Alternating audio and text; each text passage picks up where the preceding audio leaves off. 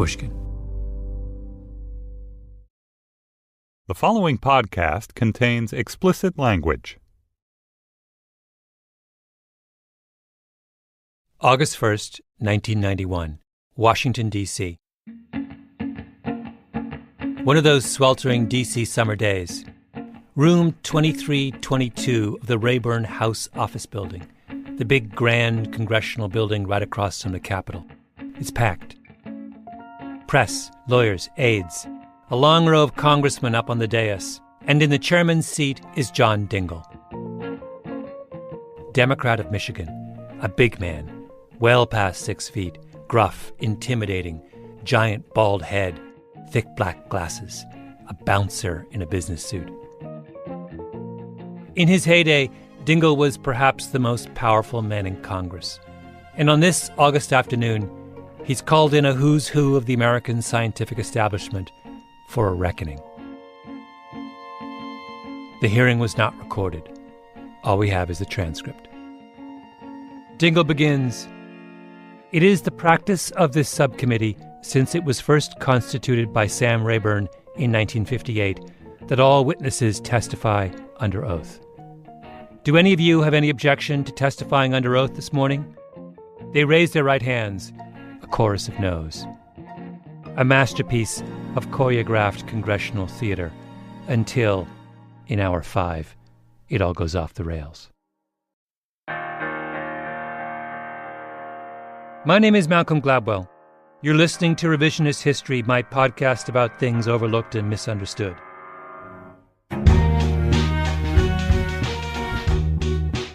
This episode is the second of 2 parts about the bizarre outbreak of insanity that swept the United States a quarter century ago. A time when otherwise thoughtful and intelligent people took temporary leave of their senses and convinced themselves, against all evidence to the contrary, that American science was riddled with fraud.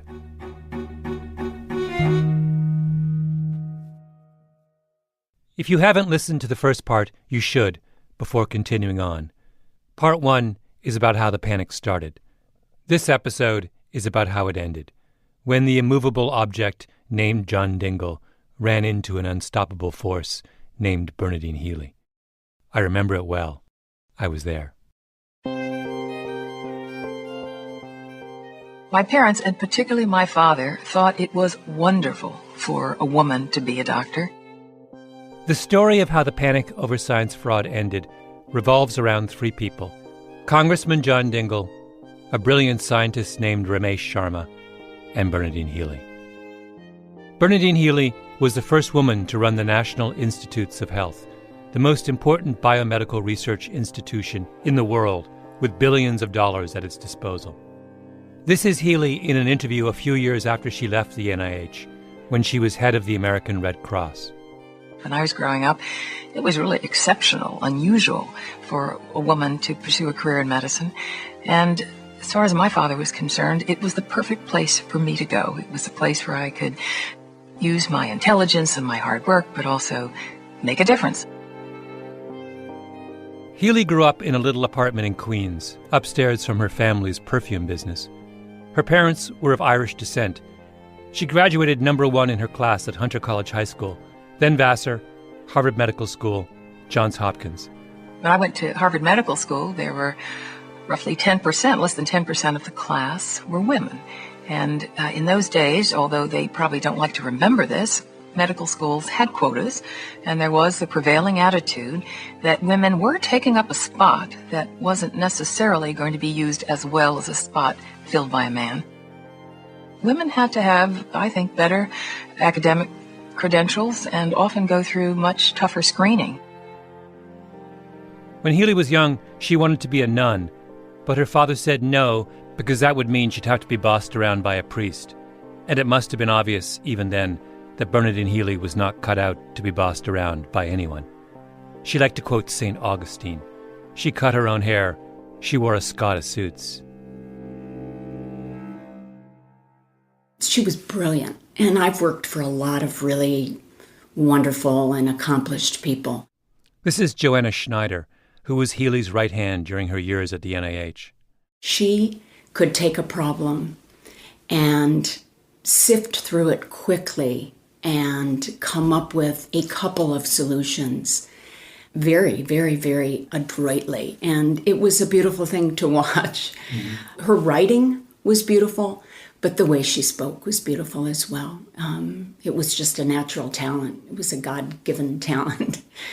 And so she was a bit of a force of nature when you met her. And I think most people felt the same way. Tell me more. So describe for listeners who may never have heard of her or seen a picture of her. Let's see. Bernadine was tall, statuesque, blonde. She was beautiful, but didn't know it. Didn't understand the impact, I think, that she had on people physically.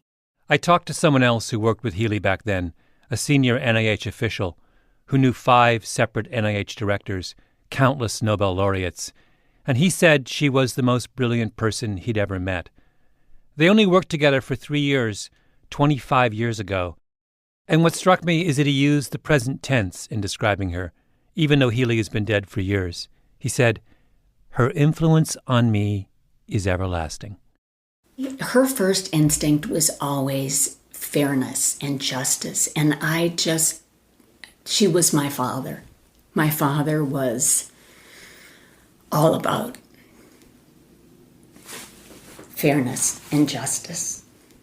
She is a mix of Joan of Arc, Madame Curie, and Florence Nightingale. You know, she's all wrapped in a Scada. In a Scada. Absolutely. Absolutely. Yeah. I met Healy years ago. I once followed her around for a few days and wrote a profile of her for the Washington Post. And I have to say that none of this is hyperbole. She spoke in casual conversation the way the rest of us could only speak if we had a week to prepare. She had a wooden sign on her desk that said strong verbs, short sentences. And that was Bernie. Back when Healy was on the faculty of Johns Hopkins Medical School, there was an all-male eating club called the Pitotomy Club. They had an annual comedy show, and one year the main skit consisted of a man dressed in a long blonde wig, fishnet stockings, and coconut half brassiere, performing pornographic acts on other physicians at the hospital. It was supposed to be Healy. Healy heard about it and complained. One person on staff, another woman, came to her defense. One person. People told her she had no sense of humor, that she should drop it. Bernadine, knock it off. Boys will be boys. But she wouldn't. She kept bringing it up at staff meetings. They told her she's hurting her career, and in fact, it does. She doesn't last long at Hopkins. But this is Bernadine Patricia Healy, disciple of fairness and justice. She forces a face-to-face with the officers of the club. Healy didn't volunteer that story to me. I found out about it when I was doing research for my profile. At first, she didn't want to talk about it. Finally, she told me this, quote, "I made every one of them answer how they would have felt if the skit was about their sister, their mother, or their wife. I went around the table and questioned their integrity, their sensitivity, their character." We're talking about an incident from 1982, mind you. Healy was a single mom, newly divorced, a young academic trying to make a name for herself in a world that at the time was probably 95% male. But oh wow, Bernie in full Bernie mode, strong verbs and short sentences. I would not have wanted to be one of those men around the table. When you said that she came to Washington and there were things she wanted to accomplish, yeah. What was on her mind when she first started at NIH? What is it she wanted to do? And she just said, women have been locked out of clinical trials. They've constantly, the scientific community has always just extrapolated all these trials on men to women. And it isn't necessarily good medicine. So we need to get women into trials. We need to open up an office for minorities. And she just said, this is what we're going to do at the NIH. Mm-hmm. And we're going to open science up. We're going to change it. We're going to double our budget. Wow. Okay. What was the reception within NIH to her? Cold. Cold? Cold. Why? chilly. They thought she was just being too aggressive, too pushy. And you could feel it in the meetings. You could feel it in the halls. How did she react to that chilly reception? I don't know why, but it never bothered her, ever. Never. She said, I wasn't brought here to make friends or to get a group of people to like me. I came here to make changes. And, God willing, and the creek don't rise, we're going to do that. And she didn't need affirmation. And I was always fascinated by that. At the risk of stating the obvious, you really don't want to pick a fight with Bernadine Healy. I was born in 1935, December. At that time, Britishers ruled. Ramesh Sharma, the second character in this story. Sharma came to America in 1960.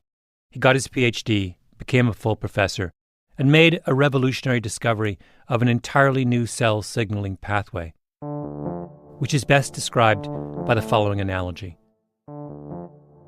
If you want to drive from New York City to Miami, you take the I-95 interstate. That's the main transportation corridor of the American Eastern Seaboard. Now imagine somebody says, wait, I've just discovered another interstate, just as wide and long, that also runs straight down the East Coast. Ramesh Sharma found the body's second interstate. In the late 1980s, Sharma is in demand, and he gets a fantastic offer to set up his own laboratory at the Cleveland Clinic, one of the world's great research institutions. And who's running the Cleveland Clinic at that time? A young dynamo named Bernadine Healy, before she moves to the NIH. He comes, starts work, and one day in the spring of 1990, he comes back from lunch and gets a message. He's wanted in Healy's office. One of Sharma's colleagues has accused him of fraud. There's an investigation. Sharma is cleared. There's a second investigation, then a third. The whole business ends up at the Office of Scientific Integrity, the NIH's anti-fraud unit, which is in the middle of its full-fledged hysteria mode. And the result unfolds just as it did in the cases that I spoke about in the last episode. There are leaks to the media, sensational allegations, and in all of it, the same puzzling feature as the other cases. Almost no mention of what the accused is supposed to have done. So let me tell you what Sharma was accused of. Sharma writes a grant application to the NIH, many thousands of words, a small portion of which concerns two proteins, alpha-2A and alpha-2GC. And on page 21 of the grant application, he has a line where he says he did such and such work with alpha-2GC. And it isn't true. He hasn't done that particular work with alpha-2GC. So the OSI says that's fraud. But Sharma says, no, it isn't. When I was typing, I didn't know much typing, so I would consult with my wife. How I can do and so forth. He said, Ramesh, let me help you. So she helped me. This is the late 1980s. Word processors are primitive, and to type the name of a protein, as Sharma had to do, required the use of Greek letters and subscripts.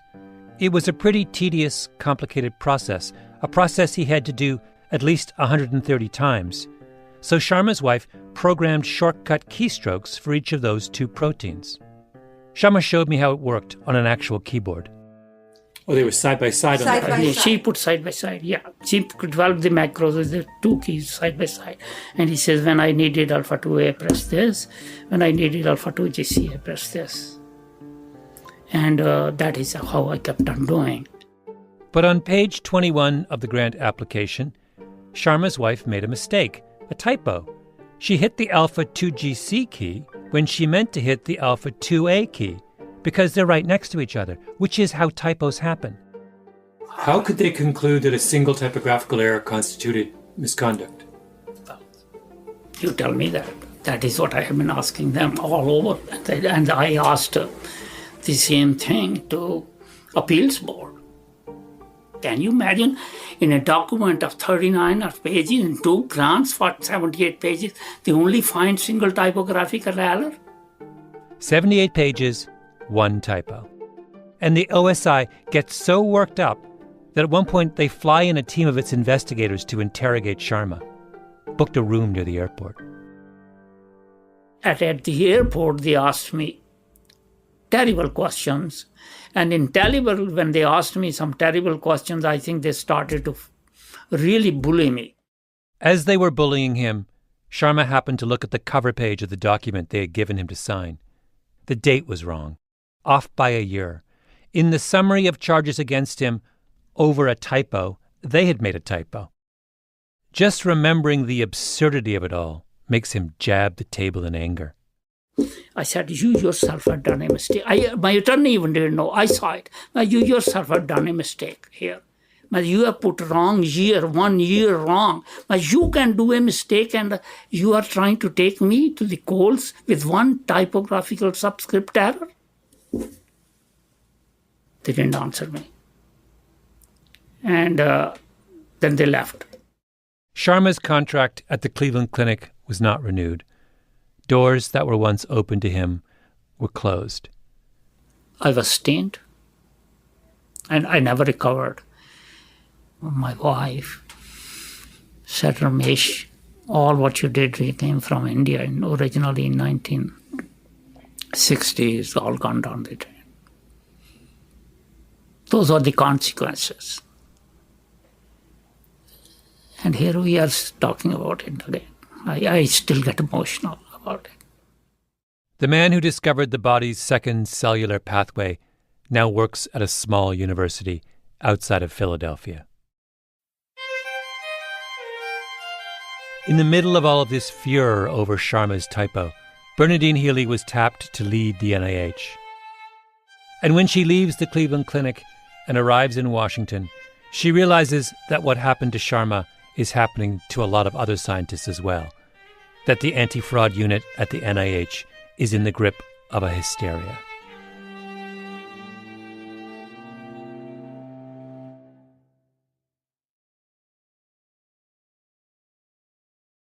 I'm proud of the little things I've been able to do while I've been here, and I'm prouder even still more of the people that I've been able to serve and to help.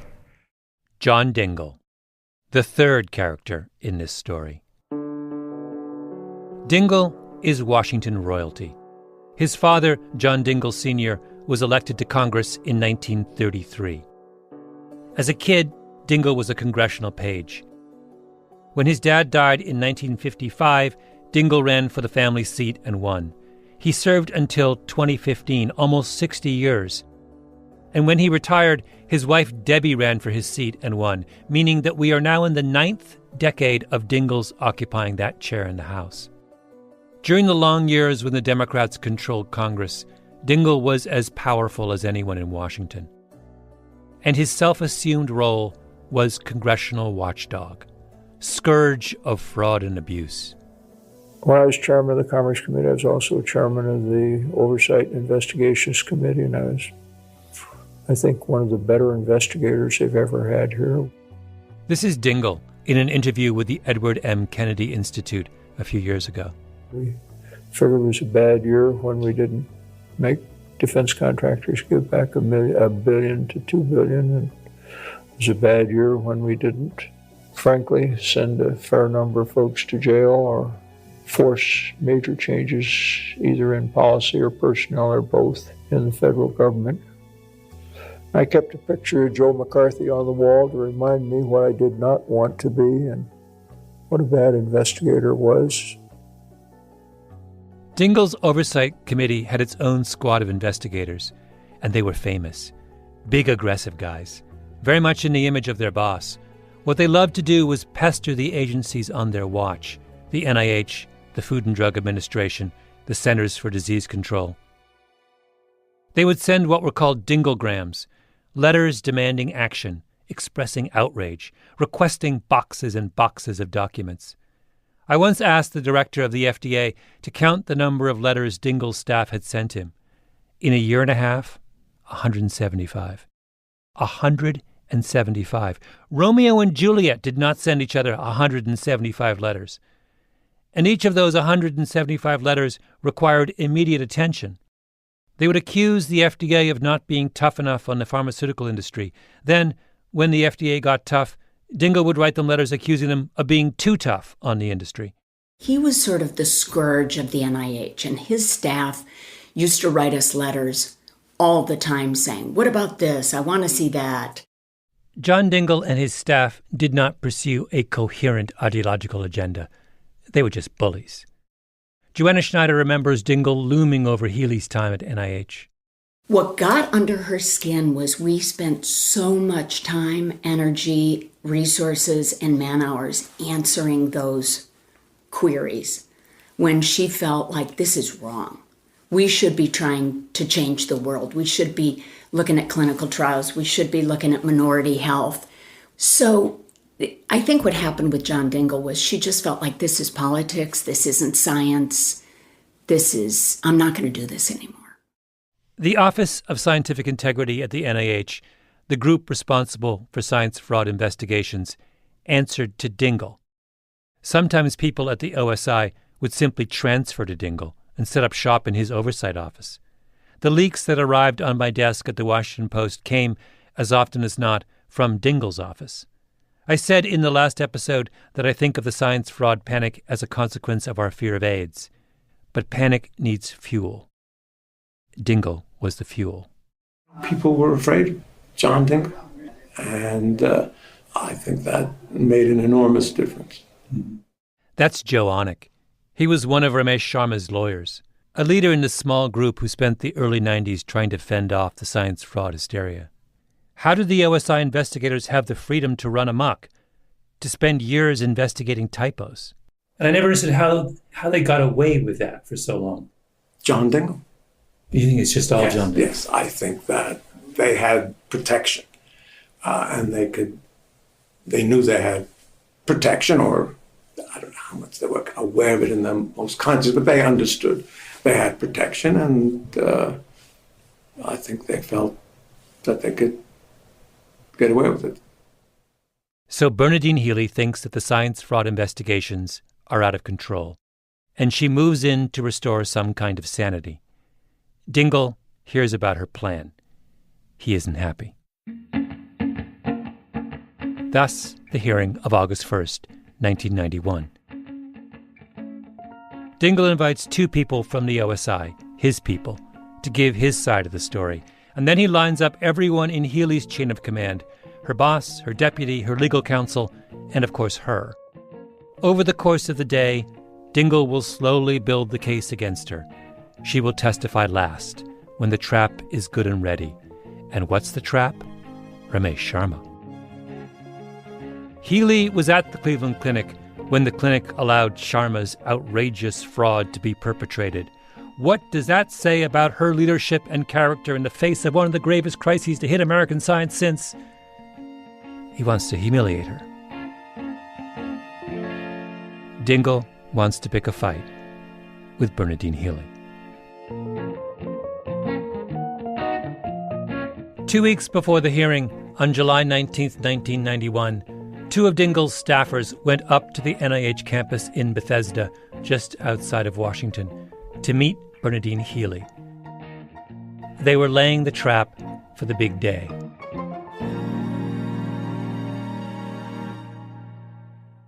I will say that I tried very, very hard to get someone from the Dingell camp to give their side of what happened that day. Dingell is now retired.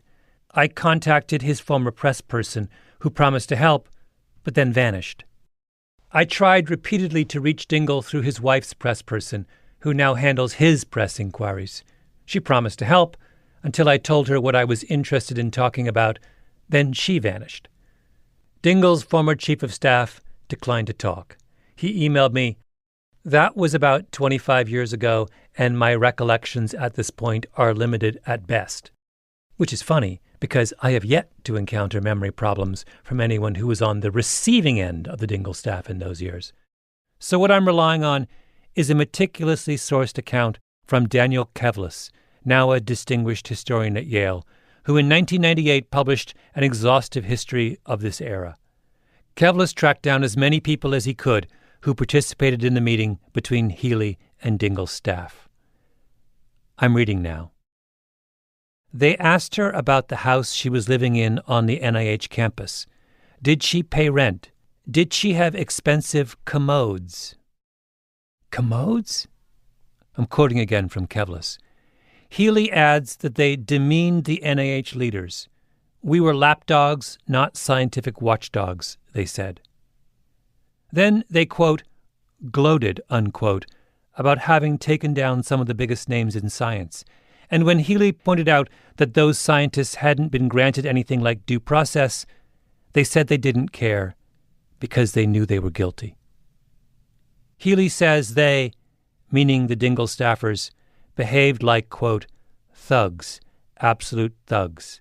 She later told a reporter that they laced their talk with four-letter words, yelling, screaming, insults. Then comes this.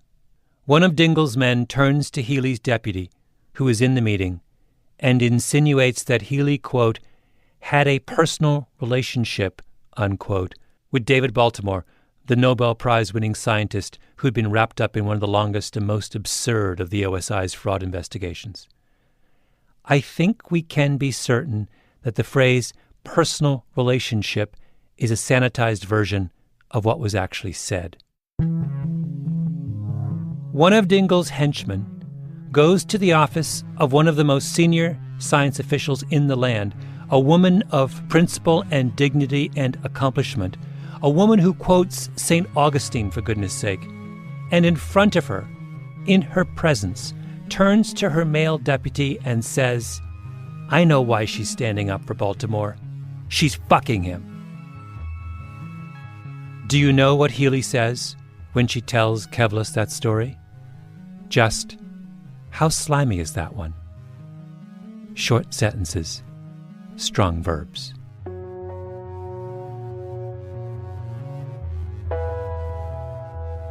Two weeks after all this, Bernadine Healy makes the trek down to Capitol Hill for her scheduled humiliation. She waits her turn, she raises her right hand, and calmly answers question after question about Ramesh Sharma's typo and the Cleveland Clinic. I would direct you to the exchange beginning on page 223 of the transcript, where one of Dingell's fellow committee members, Norman Lent, Republican of Long Island, starts to question Healy about the signature page of Ramesh Sharma's grant application. As I said at the beginning, this hearing was not recorded, but it deserves theatrical reenactment. Congressman Lent. Dr. Healy, there is something about these grant applications that intrigues me, particularly grant application NS2374401, which is the one dated February 24th, 1989. He's talking about Ramesh Sharma's grant. You evidently signed and dated the grant application on February 22nd, 1989, while the principal investigator evidently did not sign and date the grant application until February 24th, 1989. Lent's point is that when a scientist signs a grant application, he or she is testifying that it's true. So if Healy signed first, then she was signing on to something before it had been certified as true. I guess.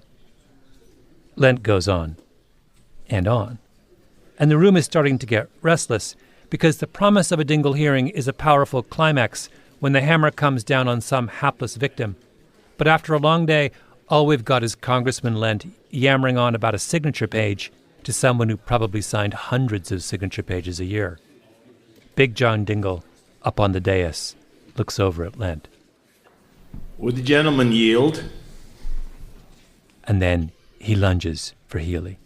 Why is it that the application was done up? Everything was there except the signature of the investigator, and you signed it? My problem here is that I see the institution signs first and then the investigator signs. I would assume that it would be the investigator that signs, and then you say everything he says is true, and I am relying on the content and my own knowledge, and I am also relying on his signature. At this point, all of us in the audience realize something. This was all Dingell had. He had no case. This is congressional theater, and the best he can offer is a Jesuitical discussion of grant application signing procedures. Here, you didn't even have the signature. If he had signed first and then I had signed, you could argue, how could he have signed before I gave my assurances that we were going to give him the space? Somebody had to sign first. Because the hearing has been going on for 5 hours, and she cannot believe that she, Bernadine Healy, is in charge of the world's most important medical research institution, and she's being forced to sit and be interrogated on the sequence of signatures on a grant application that just happened to include a completely meaningless typo on page 21. Interrogated by the same man whose lackeys came to her office and in front of her made the most vile of insinuations. The question, though, is, why was it you had to sign first? I didn't have to sign first. This is the way it was brought to me. He signed second, and you signed first. Who's on third?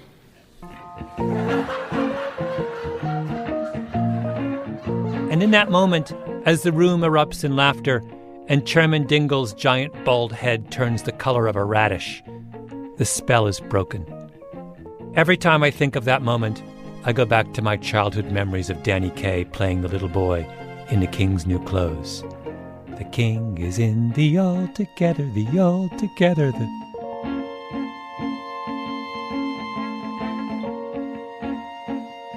Healy goes back to her office and she says, that's it. From now on, if you've been accused of scientific fraud by the NIH, you have the right to an appeal.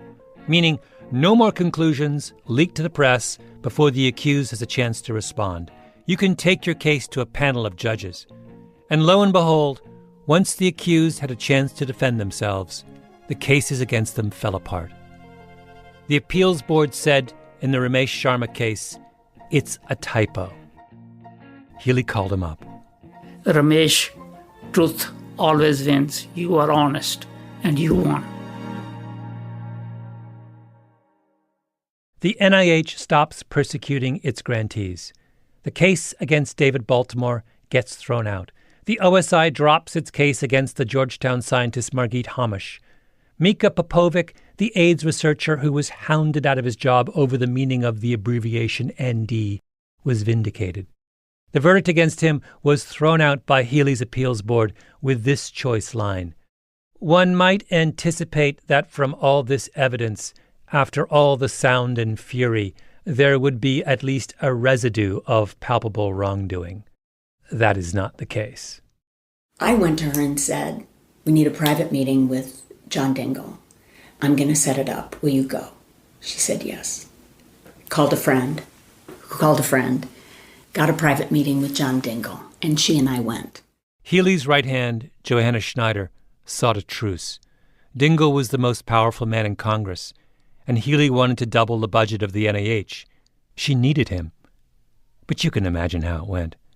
The unstoppable force and the immovable object.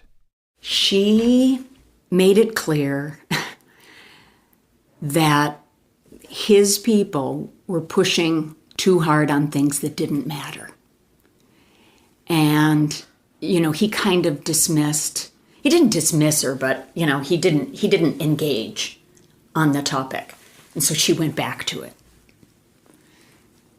Oh, she kept on saying. Yes. And I'm sitting there, my heart's beating. I thought the world of her, and I thought she could charm him again.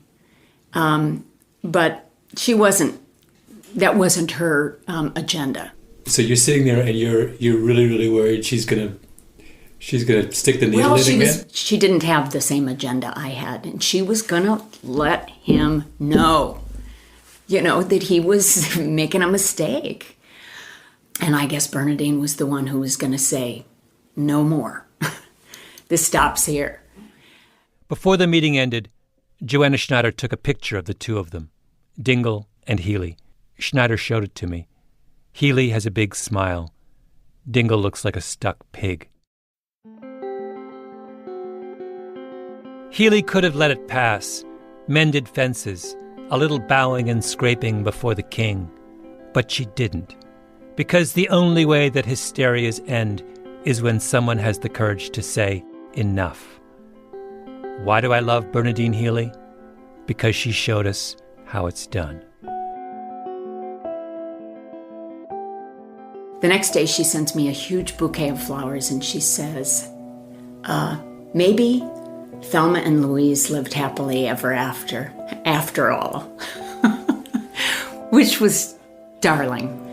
But wait, what does she mean? That you guys were Thelma and Louise and you drove off the cliff? See, and the reason I tell you that story is she was on a mission. And for the people who worked for her, for the people around her, you could really get caught up in it, in the best way, in the right way. You were caught up in it, and you thought you could change the world with her. I always felt like the world was a safer place with Bernadine Healy in it.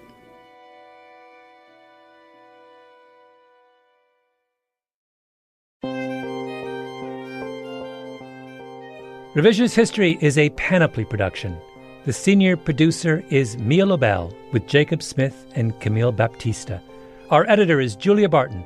Flawn Williams is our engineer. Fact-checking by Beth Johnson. Original music by Luis Guerra. And special thanks to our Revisionist History players, Jody Markell, Ken Marks, and Long Island's finest, Mike Pesca. And thanks, as always, to Andy Bowers and Jacob Weisberg. I'm Malcolm Gladwell.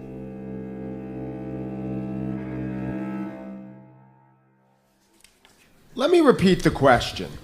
What do you understand your liability would be if your certification was erroneous? My understanding is that if I told the truth at the time that I signed them, I would have no liability. Let me help you out. I think what you're trying to say is, if you signed the paper and it contained false statements and you didn't willfully make the false statement, there would be no liability. I made no false statements, Mr. Lent.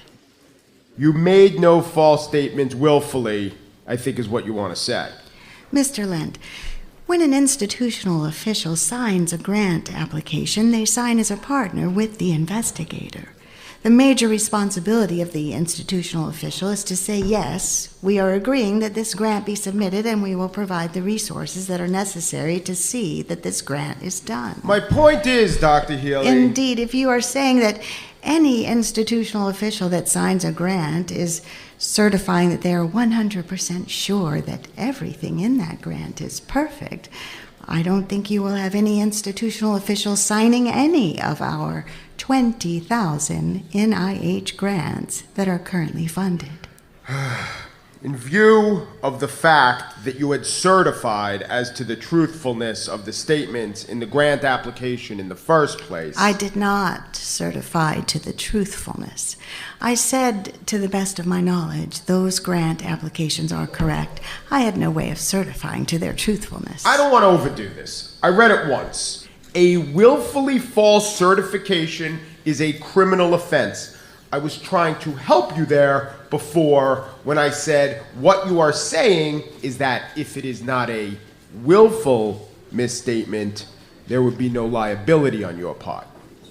I wasn't even aware that there was a misstatement.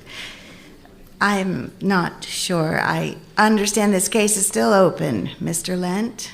The jury is still out on this case.